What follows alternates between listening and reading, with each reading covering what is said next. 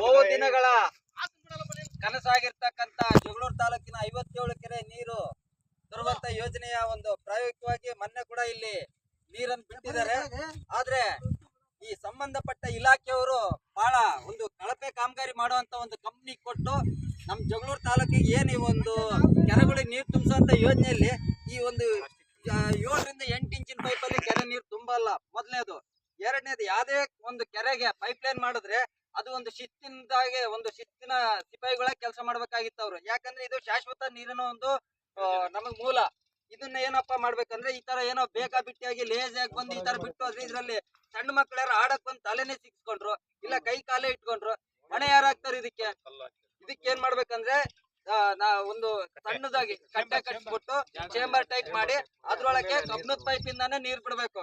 ಇವಾಗ ಏನ್ ಈ ಕಳಪೆ ಕಾಮಗಾರಿ ಮಾಡಿದಾರೋ ಇದನ್ನ ತಕ್ಷಣಕ್ಕೆ ತೆಗೆದು ಎಚ್ಚೆತ್ಕೊಂಡು ಅಧಿಕಾರಿಗಳು ಇವನ್ನ ಕಬ್ಬಿಣದ ಪೈಪ್ ಹಾಕಿಲ್ಲ ಅಂದ್ರೆ ಮುಂದಿನ ದಿನಗಳಲ್ಲಿ ಈ ಕಂಪನಿಯನ್ನ ಬ್ಲಾಕ್ ಲಿಸ್ಟ್ ಹಾಕ್ಲಿಕ್ಕೆ ಏನೆಲ್ಲ ಹೋರಾಟಗಳು ಮಾಡ್ಬೇಕು ನಮ್ ಜಗಳೂರು ತಾಲೂಕಿನ ಎಲ್ಲಾ ಪ್ರತಿ ಗ್ರಾಮದ ಹಳ್ಳಿಯ ರೈತರು ಕೂಡ ಮಾಡ್ತಾರೆ.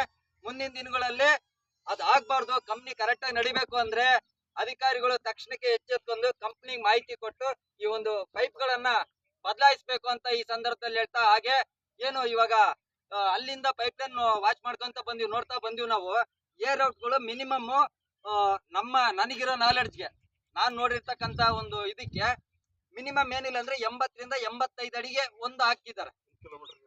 ಕಿಲೋಮೀಟರ್ ಇಲ್ಲ ಸರ್, 85 ಅಡಿಗೆ ಒಂದು ಇರ್ಬೇಕು ಯಾವ್ದು ಏರ್ ಫಿಲ್ಟರ್. ಮಿನಿಮಮ್ ಇಲ್ಲಿ ನಾವು ನೋಡ್ತಾ ಇದೀವಿ 200 ಮೀಟರ್ ಆದ್ರೂ ಒಂದಿಲ್ಲ. ಅಂದ್ರೆ ನೋಡ್ರಿ, ಅವರು ಅದ್ರಲ್ಲೂ ಕೂಡ ದುಡ್ಡು ಉಳ್ಸಕ್ ಹೋಗ್ತಿದಾರೆ. ಯಾವ್ದು ಏರ್ ಫಿಲ್ಟರ್ ಅಲ್ಲೂ ಕೂಡ ದುಡ್ಡು ಉಳ್ಸಕ್ ಹೋಗ್ತಾ ಇದಾರೆ. ಅಂದ್ರೆ ಇವರು ದುಡ್ಡಿಗೋಸ್ಕರ ಕೆಲಸ ಮಾಡಿದಾರ, ಇಲ್ಲ ಜಗಳೂರು ತಾಲೂಕು ರೈತರಿಗೆ ಕೆರೆ ತುಂಬಿಸಕ್ಕಾಗಿ ಕೆಲಸ ಮಾಡಿದಾರ, ಇಲ್ಲ ಅಧಿಕಾರಿಗಳು ಮನೆಗೆ ಎಸಿಗಳು ಕೊಡ್ಸೋದಕ್ಕೋ, ಇಲ್ಲ ಅವ್ರಿಗೆ ಏನಾರು ಒಂದು ಲಕ್ಸರಿ ಜೀವನ ಕೊಡೋದಕ್ಕಾಗಿ ಈ ಕಾಮಗಾರಿಯನ್ನು ಮಾಡಿದಾರ ಈ ಕಂಪ್ನಿಯವರು ಅಂತ ನಮಗ್ ಗೊತ್ತಾಗ್ತಾ ಇಲ್ಲ. ಮುಂದಿನ ದಿನಗಳಲ್ಲಿ ತಕ್ಷಣಕ್ಕೆ ಶಾಸಕರಾಗ್ಲಿ ಮತ್ತೆ ಸಂಬಂಧಪಟ್ಟ ಇಲಾಖೆಯವರಾಗ್ಲಿ ಎಚ್ಚೆತ್ಕೊಂಡಿಲ್ಲ ಅಂದ್ರೆ ಮುಂದಿನ ದಿನಗಳಲ್ಲಿ ಜಗಳೂರಲ್ಲಿ, ದಾವಣಗೆರೆಯಲ್ಲಿ ಮತ್ತೆ ಬೆಂಗಳೂರಲ್ಲಿ ಹೋರಾಟವನ್ನು ಸ್ಟಾರ್ಟ್ ಮಾಡ್ತೀವಿ ಅಂತ ಎಲ್ಲಾ ರೈತರ ಸಮ್ಮುಖದಲ್ಲಿ ಹೇಳ್ತಾ ನನ್ನ ಮಾತುಗಳನ್ನು ಮುಗಿಸ್ತೇನೆ. ಜೈ ಜವಾನ್, ಜೈ ಕಿಸಾನ್.